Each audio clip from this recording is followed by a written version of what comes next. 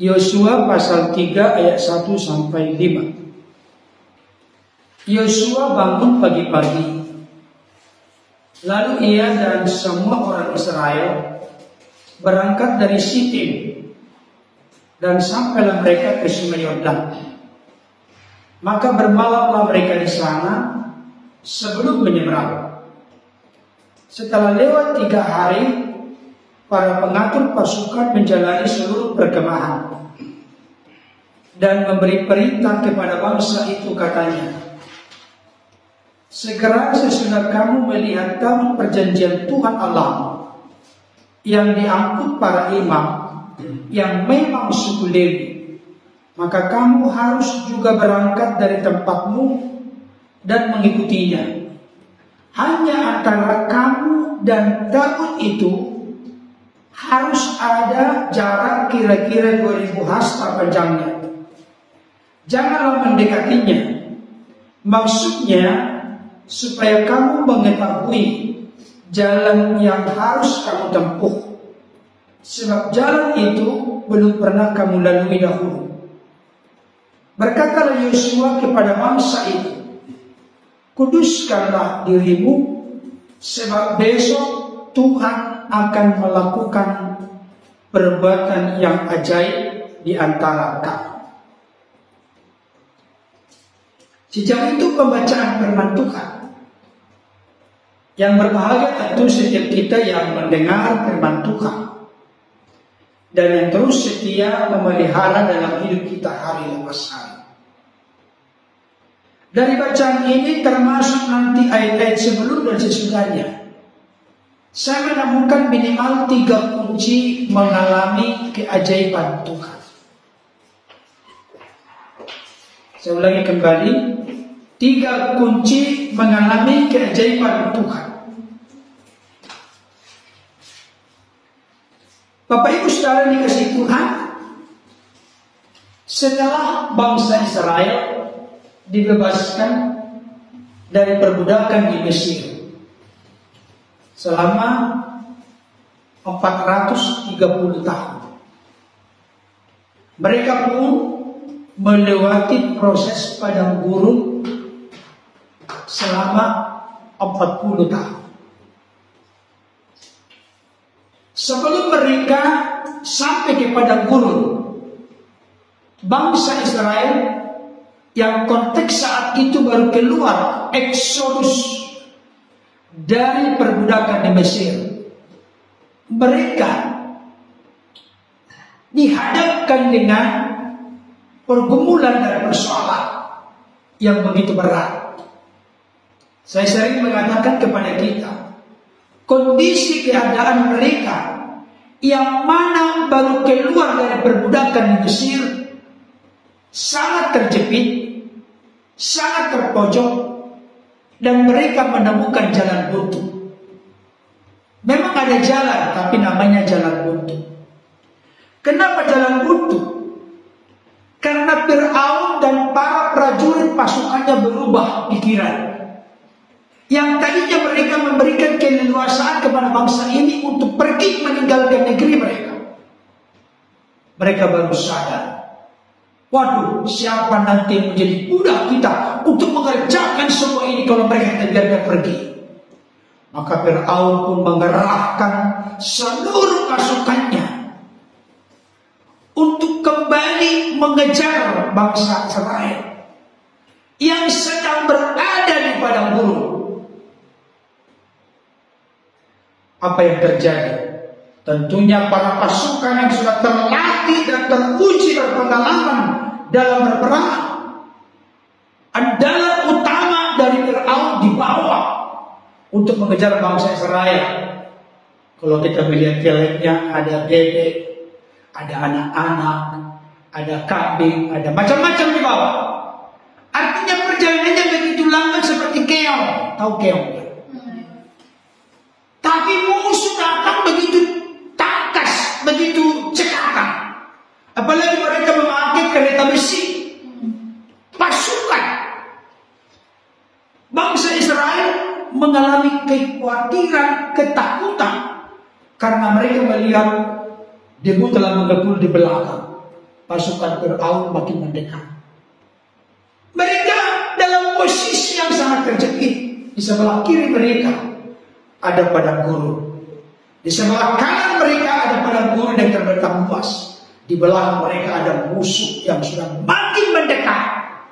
Jangan lupa, di depan mereka ada laut Teberau. Belakang musuh, kiri masalah, kanan masalah, depan masalah. Tertutup sekelilingnya. Tapi dalam kondisi keadaan seperti itu, Musa sebagai pemimpin masih memberikan kekuatan kepada bangsa Israel. Tenanglah, jangan takut. Keluaran 14 ayat 14. Tuhan akan berperang untuk kamu, dan kamu akan diam saja. Akhirnya Musa pun diperintahkan oleh Tuhan, diberikan petunjuk supaya mengangkat tongkatnya, membelah laut Teberau. Maka mereka pun bisa melewati laut Teberau. Terus mereka berjalan, karena air itu seperti bendungan di sebelah kiri dan kanan. Mereka berjalan di tempat yang kering. Terus berjalan sampai Teberau.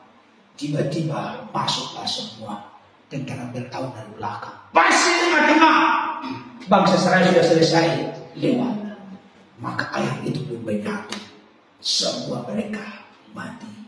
Dan bangsa Israel bebas, selamat, tertolong. Saudara yang dikasih Tuhan, setelah itu pendek cerita, Musa mati. Ketika Musa mati, maka estafet kesinambungan kepemimpinan itu dilanjutkan oleh bernama Yosua. Dan saya mau kasih tahu, perhatikan baik. Kalau seorang pemimpin yang sangat besar, populer, terkenal, pengaruhnya begitu luar biasa, terus digantikan dengan seorang yang lebih kecil, lebih sederhana, sekalipun Yosua itu sejak lama sudah menjadi abdi Musa, tapi biar bagaimanapun ketokohan, kehebatan, pemakaian Tuhan kepada Musa tentunya jauh lebih hebat, jauh lebih dahsyat, jauh lebih luar biasa daripada pemakaian Tuhan kepada Yosua. Tetapi apakah perjalanan bangsa ini akan stop, berhenti oleh karena kematian Musa? Oh tidak. Saya mau kasih tahu, Tuhan memang berkenan oleh kasih karunia-Nya memakai para hambanya. Tapi jangan lupa, Tuhan tidak bergantung kepada manusia. Tuhan oleh karena kasih karunia dan kehendaknya berkenan memakai Musa. Dengan kata lain, sekalipun Musa telah meninggal, telah wafat, telah mati, tapi rencana Tuhan untuk umatnya tetap akan berjalan. Beralihlah kepemimpinan dari Musa kepada Yosua. Bapak Ibu Saudara, nanti kalau membaca Yosua pasal 1, firman Tuhan yang datang kepada Yosua. Hei Yosua, jangan takut. Aku akan menyertai engkau sebagaimana aku menyertai Musa. Janganlah kecut dan tawar hati. Teguhkanlah hatimu. Itu berulang-ulang difirmankan oleh Tuhan untuk membesarkan, membangun kepercayaan diri dari seorang Yosua untuk menjadi pengganti estafet kesinambungan kepemimpinan Musa kepada Yosua. Dan dengarkan baik, Yosua lah yang membawa bangsa Israel masuk ke tanah Kanaan. Sebelum mereka masuk ke tanah Kanaan, ternyata ada masalah yang sama. Laut Teberau sama dengan Sungai Yordan. Bukan yang dikatakan Sungai Yordan, bukan menyamakan Laut Teberau dengan Sungai Yordan. Ini tempat yang berbeda, tapi pengalamannya, realita kenyataannya sama. Bangsa Israel mau lepas dari perbudakan harus melewati Laut Teberau. Tapi sekarang bangsa Israel mau masuk ke tanah Kanaan, tanah yang berlimpah-limpah susu dan madunya, oleh Tuhan kepada mereka. Ternyata dihadap dan dihambat oleh sungai Yordan. Apa ini pengertiannya untuk kita? Saya mau sampaikan kepada Bapak Ibu.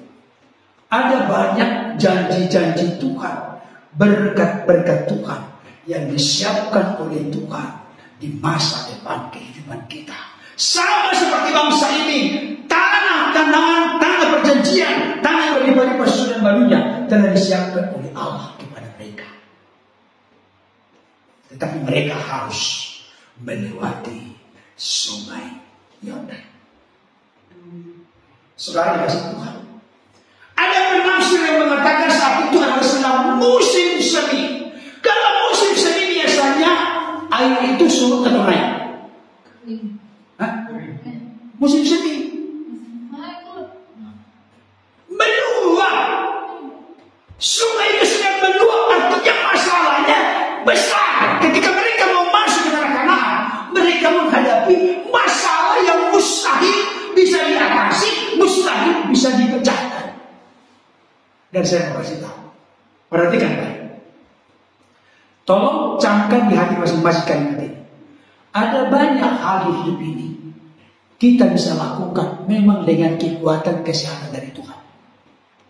Contohnya, menaruh nasi ke mulut. Apakah butuh keajaiban? Tidak. Menghabiskan uang 500.000? Butuh keajaiban? Tidak. Baru satu barang diambil langsung habis, bahkan kurang. Tapi saya mau kasih tahu, di dalam hidup ini ada banyak hal yang bisa kita lakukan dengan kekuatan kesehatan dari Tuhan. Tapi jangan lupa, di dalam hidup ini ada juga banyak hal yang tidak bisa kita raih, yang tidak bisa kita nikmati, tidak bisa kita alami kalau bukan karena keajaiban Tuhan. Nah, yang maksudnya, itulah yang sedang dihadapi oleh bangsa Israel. Mereka mau masuk ke tanah Kanaan, tapi mereka dihambat, dirintangi, dihalangi oleh sungai Yordan. Saya mau tanya Bapak Ibu Saudara, kita ini bisa melewati masa-masa kesulitan dan kesukaran dalam hidup, bahkan kelihatan mustahil bisa kita lewati. Saya mau kasih tahu, itu semua bisa kita lewati karena apa? Karena kekuatan Tuhan, karena kuasa Tuhan, karena pertolongan Tuhan. Tetapi jangan lupa, perhatikan baik. Tolong jangan lupa ayat hafalan kita, Roma 8 ayat 28. Apa itu? Kita tahu sekarang Allah turut bekerja dalam segala sesuatu untuk mendatangkan kebaikan bagi mereka yang mengasihi Dia, yaitu bagi mereka yang terpanggil sesuai dengan kehendak dan rencananya. Perhatikan, kita tahu sekarang. Harus kita tahu Allah turut bekerja. Ayat ini tidak boleh dilupakan oleh orang-orang Kristen, bukan berarti ayat yang lain boleh dilupakan. Tapi paling tidak ini basic sekali, mendasar sekali, kata Allah turut bekerja. Ada banyak orang Kristen salah kaprah dalam mengelola kehidupan ini, dalam menjalani kehidupan. Dia berpikir hanya Allah yang melakukan, aku tinggal diam, aku ongkongkan kaki, aku hanya lipat tangan. Oh tidak, itu bukan ayat firman Tuhan. Jadi anak-anak di sini jangan sampai berpikir, wah, aku rindu sekali ranking 1 di kelasku, aku kalahkan semua yang lain. Tapi main handphone melulu. Dari mana ceritanya? Dari mana ceritanya? Ada di sini pada berdoa gitu, Tuhan aku rindu juara 1. Bahkan bila bikin juara umum, Tuhan aku rindu. Tapi main melulu. Tapi kalau seorang anak berdoa, Tuhan aku rindu juara 1 umum, dan aku mau bekerja keras, belajar keras, lebih dari yang lain. Mana yang benar? Coba A, Tuhan aku rindu jadi juara umum. Aku percaya kuasa-Mu ajaib dan luar biasa. B, Tuhan aku rindu menjadi juara umum, dan aku akan mempergunakan waktu sedemikian rupa untuk belajar sungguh-sungguh B? Hah? Siapa yang suka A? Kalau A itu artinya seperti mimpi di siang bolong. Kenapa? Tuhan akan memberkati apa yang kita lakukan.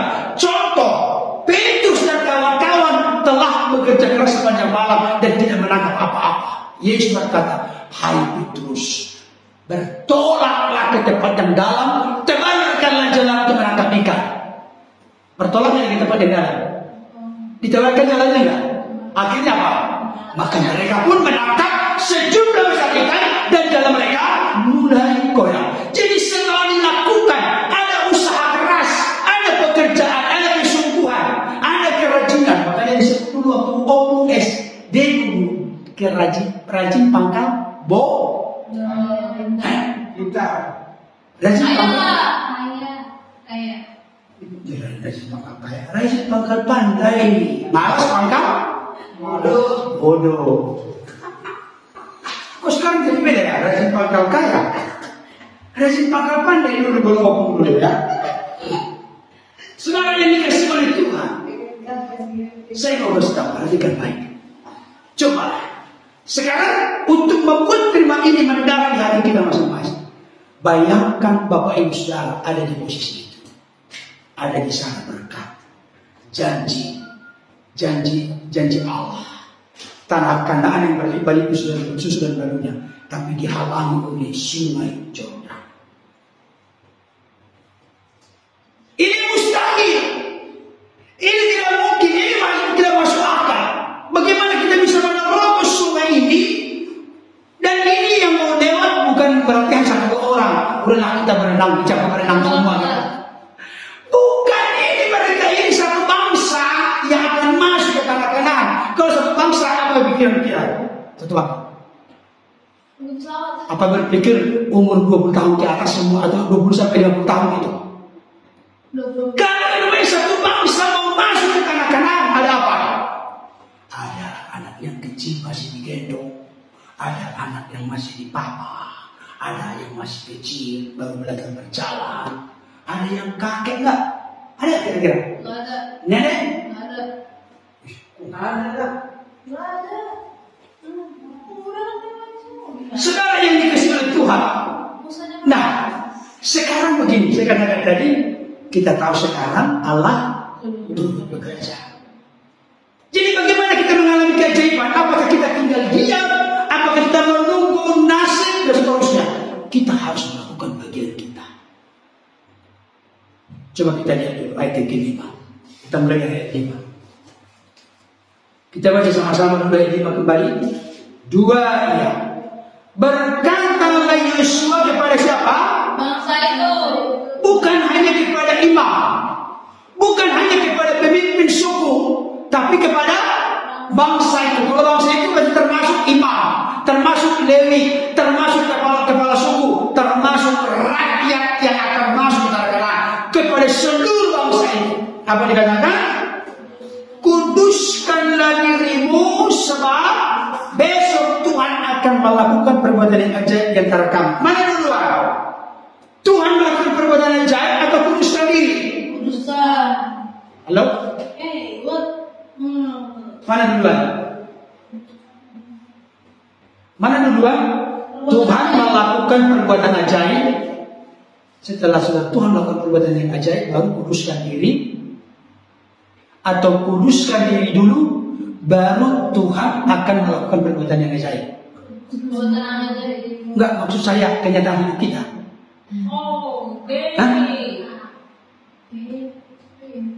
Banyak orang Kristen seperti itu, Bapak Ibu. Apa itu? Tuhan, kalau Engkau sudah menolong membela aku, maka aku akan bertobat sungguh-sungguh. Tuhan, kalau Engkau sudah buka jalan bagiku, maka aku akan menyerahkan hidup kepadamu. Saya mau kasih tahu, orang seperti ini, orang yang tidak menghormati Tuhan sebagai Tuhan. Perhatikan baik, ada banyak orang Kristen yang buta mata hati mata rohaninya, tidak memperlakukan Tuhan sebagaimana Tuhan layak dihormati sebagai Tuhan. Kristen perlakuan Tuhan sebagai satpam atau security. Apa buktinya? Ketika mau tidur malam apa? Tuhan jaga kami, lindungi kami, jauhkan dari mimpi buruk, jauhkan dari apapun, biarkan kami besok pagi. Setelah pagi bangun apa? Tuhan jaga hidup kami sepanjang hari ini. Terus setelah malam? Pulang lagi. Tuhan jaga. Jadi sebenarnya kita ini mau apa sih? Mau apa? Berarti kalau begitu, mana yang benar? Kalau begitu doanya, mana yang benar? Kita serahkan hidup untuk dimanfaatkan atau dipakai Tuhan untuk tujuan-tujuannya, atau kita pakai Tuhan untuk kita manfaatkan tujuan-tujuan kita. Mana yang benar? Halo, Bapak Ibu? Mana yang benar? Aku mau dipakai Tuhan untuk tujuan-tujuan yang berkenan kepadanya, atau Tuhan mau kupakai untuk tujuan-tujuan yang berkenan kepada aku? Mana yang benar? Halo? Mana yang benar? Ulangi ya, perhatikan. Aku mau dipakai Tuhan untuk tujuan-tujuan Tuhan yang berkenan kepadanya, atau Tuhan mau kupakai untuk tujuan-tujuanku yang berkenan kepadamu. Atau B. Bukan maksud saya kenyataan hidup kita. Karena kenyataan hidup ini yang benar. Kalau menjawab orang Kristen itu nggak pernah salah. Tapi kelakuan hidupnya dengan jawabannya beda. Kalau ada orang seperti itu, haruslah segera. Iya, bertobat. Tobat. Saudara kasih Tuhan, ini perkara yang serius. Kuduskanlah dirimu. Artinya begini, perhatikan. Kata kuduskan itu, kudus, bahasa Ibrani kudus itu kados. Kados itu dari akar kata kadas. Kalau bahasa Ibrani kudus itu adalah hagiasmos. Artinya hidup yang dipisahkan dari pola cara hidup dunia, dan hidupnya dikhususkan untuk Tuhan. Orang yang tidak kuduskan diri adalah hari Minggu dia berkata haleluya, Senin sampai Sabtu berkata lupa. Nah, itu dia. Itu dia. Berarti itu bukan kudus. Orang yang kudus itu pengertian begini. Besar ada pengertian yang terlalu sempit dengan kudus. Kudus itu artinya tidak bercacat, tidak bernoda, tidak bercela. Yes, benar. Tapi yang lebih fokus, yang lebih luas adalah hidup kudus. Artinya hidup kita ini terus-menerus menjadi milik Tuhan. Tidak sesaat, sewaktu-waktu milik dunia, sewaktu-waktu milik Tuhan. Itu namanya gado-gado. Itu namanya campuran. Itu namanya tidak ada kemurnian, tidak ada ketulusan, tidak ada kesungguhan di situ. Saya mau kasih tahu, perhatikan. Allah itu kudus. Coba kita buka ayat. Petrus, buka Petrus.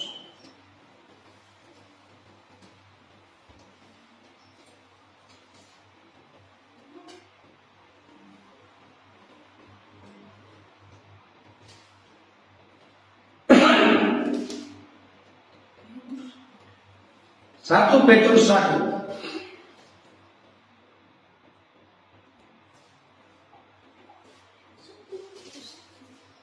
Ayat yang ke-14 sampai 16.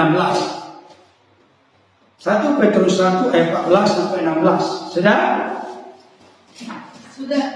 1 Petrus 1 ayat 14 sampai 16. Saya bacakan untuk kita ya, Bapak Ibu Saudara ikuti.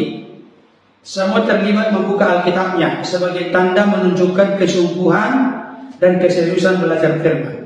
1 Petrus 1 ayat 14 sampai 16. Ikuti dalam hati ya. Hiduplah sebagai anak-anak yang taat, dan jangan turuti hawa nafsu yang menguasai kamu pada waktu kebodohan. Tahu nggak pengertiannya? Orang yang menuruti hawa nafsunya berarti hidup dalam apa?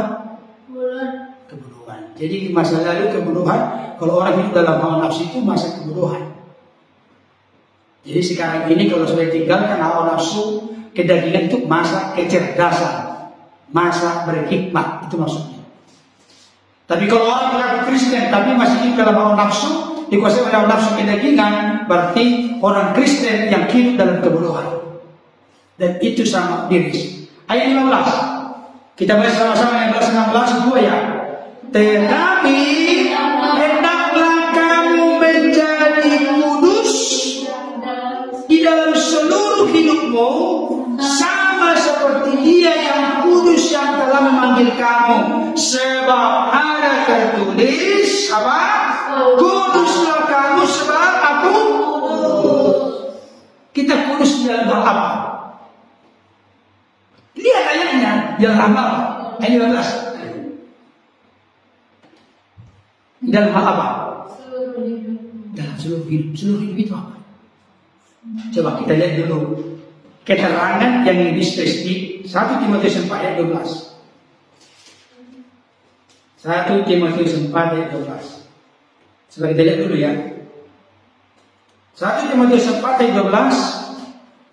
Sekalipun di sini nasihat Rasul Paulus kepada Timotius anak rohani yang masih muda, tapi ini firman Tuhan berlaku untuk kita semua.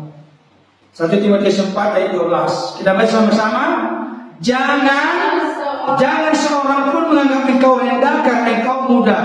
Jadilah teladan bagi orang-orang percaya dalam satu, dua, tiga, empat, lima. Coba cek dulu masing-masing. Di mana yang sudah lolos? Dalam perkataan?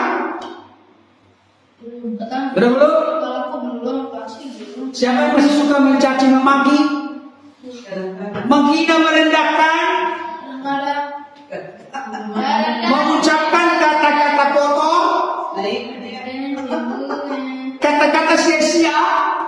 Kudus dalam perkataan kita harus menjadi teladan. Kedua, tingkah laku. Tingkah laku ini perbuatan, tindakan-tindakan kita. Sudah menjadi teladan belum? Dalam kasih. Dalam tingkah laku ya. Dalam kasih. Kalau dalam kasih apa orang Kristen? Halo? Dalam kasih orang Kristen apa? Kasihlah. Gimana? Gampang gak mengasihi musuh? Udah. Kalau mengasihi orang mengasihi kita gampang gak? Biasa gampang. Tapi itu adalah sifat Manusia. Kalau mengasihi musuh sifat? Iya, sifat ilahi. Kalau membenci yang mengasihi? Dosa. Sifat dunia begitu. Sudah mengasihi, orang sudah mengasihi kita, kita benci lagi dia. Kalau membenci orang membenci kita, itu manusiawi juga. Manusiawi. Nah, saudara kesimpulan, ini pertama. Kunci kita mengalami keajaiban itu berarti kita menyelaraskan sifat watak karakter kita dengan Tuhan. Tuhan kita itu kudus. Dan saya mau kasih tahu Bapak Ibu Saudara, salah satu alasan kuat pondasi dasar kenapa sang firman itu keluar dan datang dari Allah mengenakan tubuh kemanusiaan namanya Yesus, karena ketidakberdayaan manusia untuk hidup berkenan kepada Allah. Oleh karena dosa pemberontakan dari sejak Adam dan Hawa. Kemarin saya sudah bahas dalam konteks dalam orang Kristen, ada nggak perbedaan dosa besar dengan dosa kecil? Hukumannya perbedaannya ada, tapi sama-sama dosa. Sekarang saya tanya, Adam itu dan Hawa, apakah mereka melakukan dosa besar? Betul. Apa sih mereka lakukan? Apakah mereka merampok? Apakah mereka mencuri? Apakah mereka membunuh? Apakah mereka berzina? Apa? Melanggar. Memakan buah pohon pengetahuan yang baik dan jahat. Itu apa itu? Jahat banget itu. Tapi karena itu ketentuan Tuhan dan tidak taat. Ketidaktaatan itu membuat mereka jatuh dalam dosa. Itulah Adam pertama. Datanglah Adam kedua. Ketaatannya sampai mati di kayu salib membuat manusia yang percaya kepadanya ditebus dan diselamatkan dari dosa pemberontakan dan dari dosa ketidaktaatan.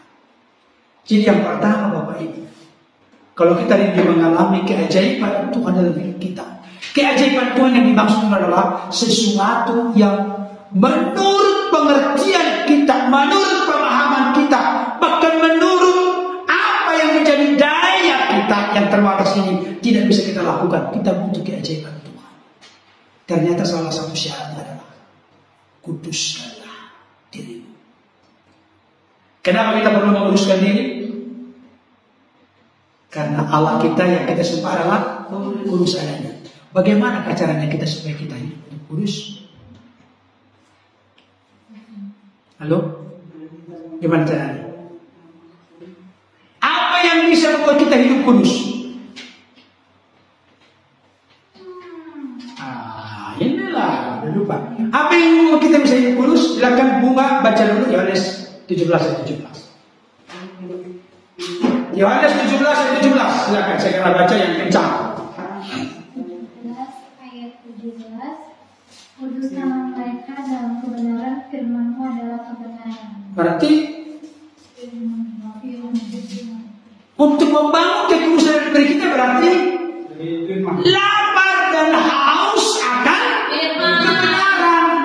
Kebenaran itu adalah firman.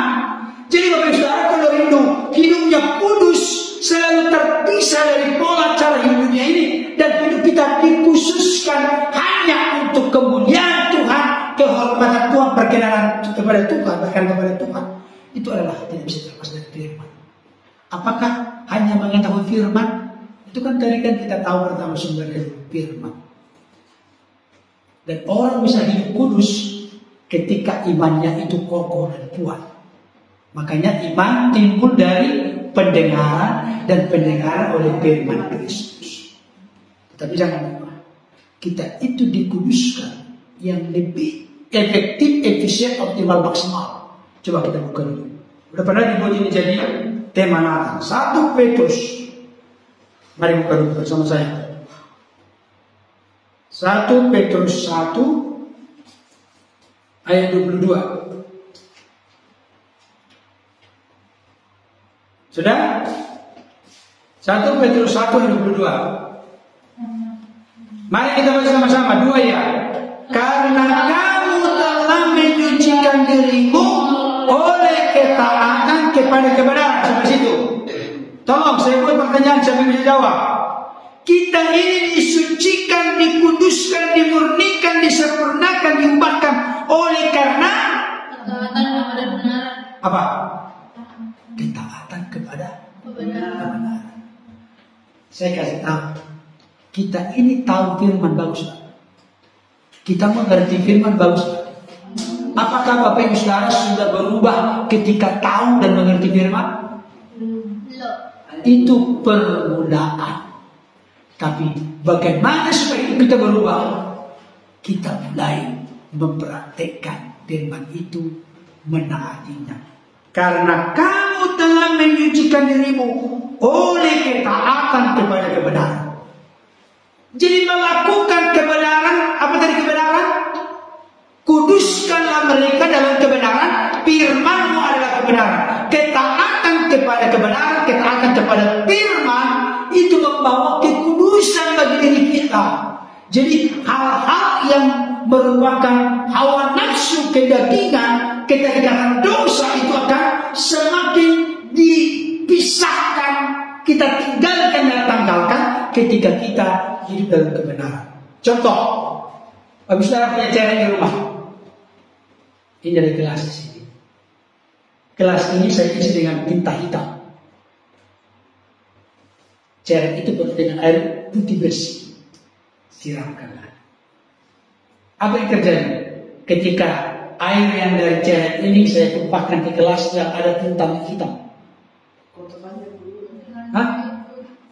Saya mau tanya, apakah yang warna hitam tetap ada di situ? Makin banyak nanti ditaruh air ke sana, apa yang terjadi? Yang hitam akan semua tersingkir, yang tinggal adalah air yang tawar dan bersih.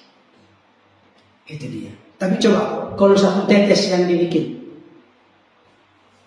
satu tetes air itu dari ceret ke sini, atau hanya 1 sendok gitu, kira-kira apa? Hanya sedikit. Biarkanlah keran surgawi firman itu terus mengalir di dalam hati kita, di dalam pikiran kita, dalam hidup kita. Itu akan membersihkan dan menguruskan, menyempurnakan hidup kita. Kita kembali ke sini. Yang pertama tadi, mengalami keajaiban Tuhan berarti kuduskanlah dirimu. Yang kedua, perhatikan ayat pasal 3 ayat 1 sampai ayat yang keempat. Saya mau tanya nanti Bapak Saudara, apa yang Saudara dapat dari ayat ini? Yesus bangun pagi-pagi, lalu ia dan semua orang Israel berangkat dari Sitim, dan sampailah mereka ke Sungai Yordan. Maka bermalamlah mereka di sana sebelum menyeberang. Ayat 2. Setelah lewat 3 hari, para pengatur pasukan menjalani seluruh perkemahan dan memberi perintah kepada bangsa itu, katanya, segera sesudah kamu melihat tahu perjanjian Tuhan Allahmu yang diangkat para imam yang memang suku Lewi, maka kamu harus apa? Juga berangkat dari tempatmu dan mengikutinya. Hanya antara kamu dan tahun itu harus ada jarak kira-kira 2000 hasta panjangnya. Janganlah mendekatinya. Maksudnya supaya kamu mengetahui jalan yang harus kamu tempuh, sebab jalan itu belum pernah kamu lalui dahulu. Apa itu?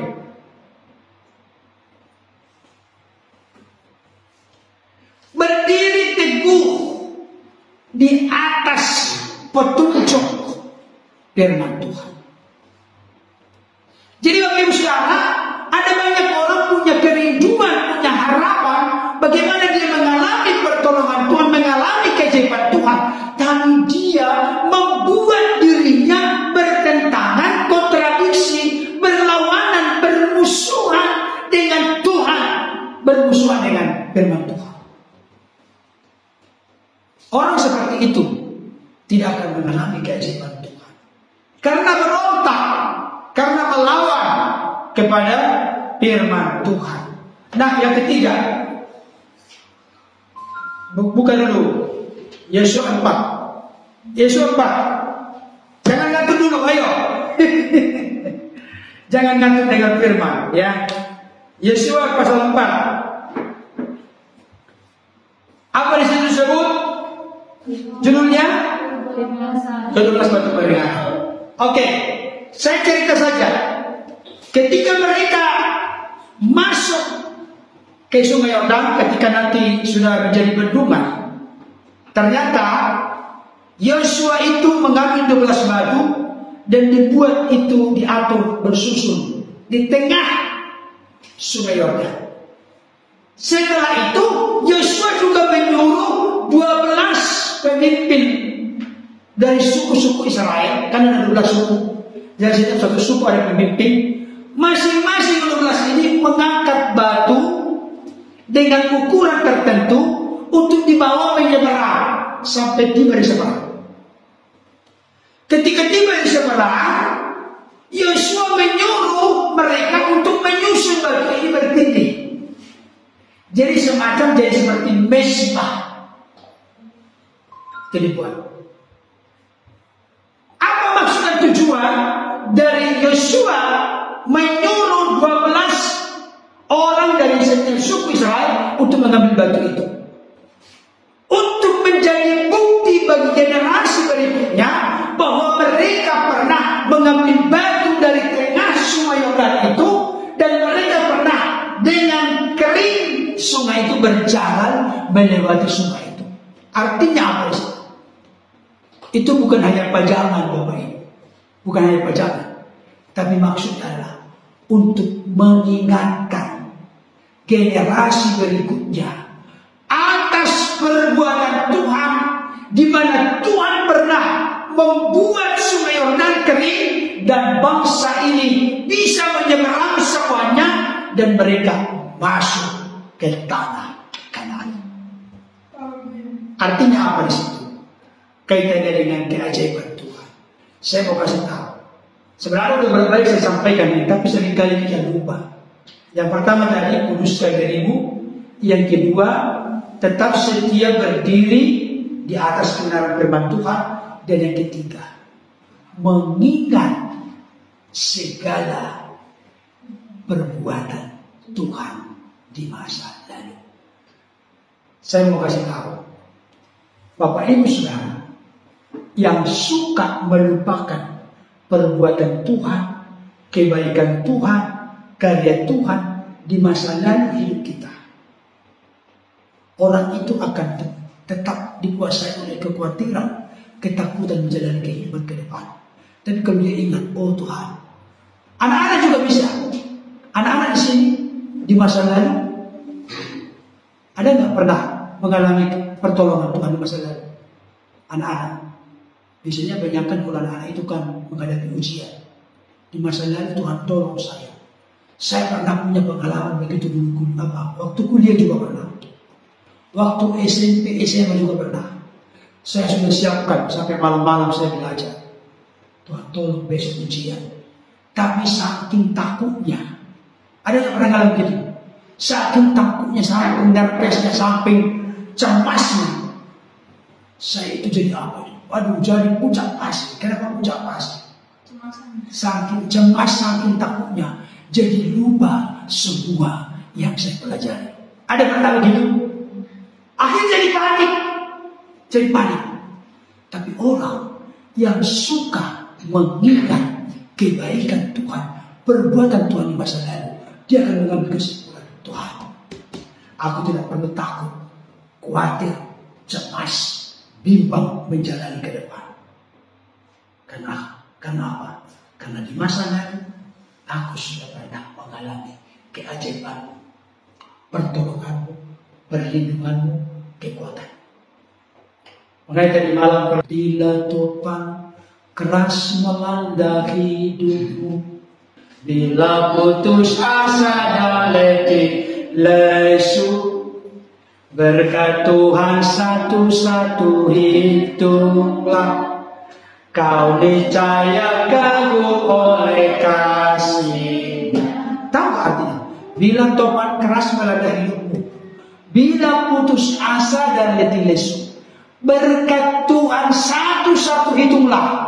Artinya ketika kita putus asa, ketika kita cemas, ketika kita takut menghadapi hidup ke depan, maka hitung berkat-berkat Tuhan. Bisa kita hitung yang belum kita dapat? Berarti kalau dikatakan hitung berkat-berkat itu berarti di masa lampau, di masa yang telah lewat. Berkat Tuhan mari hitunglah, kau kan kagum oleh kasih-Nya. Berkat Tuhan mari hitunglah, kau niscaya kagum oleh kasih-Nya. Jadi kita kagum oleh kasih Tuhan di masa lalu. Makanya sampai Yosua memerintahkan kepada 12 suku ini, salah seorang dari setiap suku, ambil satu batu seorang, bawa sampai ke seberang, dirikan dan susun di sana, supaya kalau nanti anak-anak bertanya, apa maksudnya semua ini, ayah, hai ibu, apa maksudnya ini? Oh, inilah perbuatan Tuhan yang besar di masa lalu. Bagaimana kami bisa berjalan di tempat yang kering melewati sungai Yordan karena perbuatan Tuhan yang besar. Berarti perbuatan Tuhan yang besar itu di masa lalu itu menjadi jalan keajaiban bagi kita. Makanya jangan suka melupakan kebaikan Tuhan. Sama seperti anak yang lupa kebaikan orang tuanya. Siapa ya? Siapa namanya? Siapa? Balin Kutang? Kalau dibakar dulu itu Sampuraga. Ada itu sekarang itu yang apakah mitos, apakah kenyataan. Tapi saya tidak dengar itu ada benarnya di Balin Kutang. Itu yang ada bentuk seperti apa itu yang gambar batu itu ada itu sekarang. Saya kurang tahu kebenarannya apa benar demikian, tapi yang jelas orang yang lupa kebaikan, kebaikan orang lain, kebaikan orang tua, papa, mama, terlebih kebaikan Tuhan, orang itu akan dalam kekhawatiran dan tidak akan benar hidupnya. Tapi kalau orang kagum akan perbuatan Tuhan di masa lalu, orang itu akan mampu menghadapi masa-masa sukar ke depan. Siapa contoh dalam Alkitab yang sangat luar biasa begitu? Ketika dia menghadapi musuh yang besar, siapa? Siapa? Itu ya. Daud ketika berhadapan dengan Goliat. Apa kata Daud? Sebagaimana aku mengalahkan singa dan beruang, melepaskan yang diterkam dari domba gembalaanku, bahkan janggutnya pun kucabut, katanya bayangkan. Sebagaimana aku mengalahkan dia, demikianlah aku mengalahkan yang menghina barisan dari Allah yang hidup. Itu Allah Israel. Artinya apa? Kalau aku ditolong Tuhan mengalahkan singa dan beruang di masa lalu, keajaiban Tuhan yang mengalahkan dia, seberapa hebat sih Daud. Tapi karena roh Tuhan berkuasa atasnya, dia bisa mengalahkan singa dan beruang. Sebagaimana aku bisa mengalahkan singa dan beruang, demikianlah keajaiban Tuhan yang sama akan kurasakan ketika menghadapi Goliat yang besar. Goliat yang besar itu adalah tantangan yang sukar dikalahkan. Mustahil bisa diseberang Sungai Yordan, tapi karena keajaiban Tuhan mereka bisa melewatinya.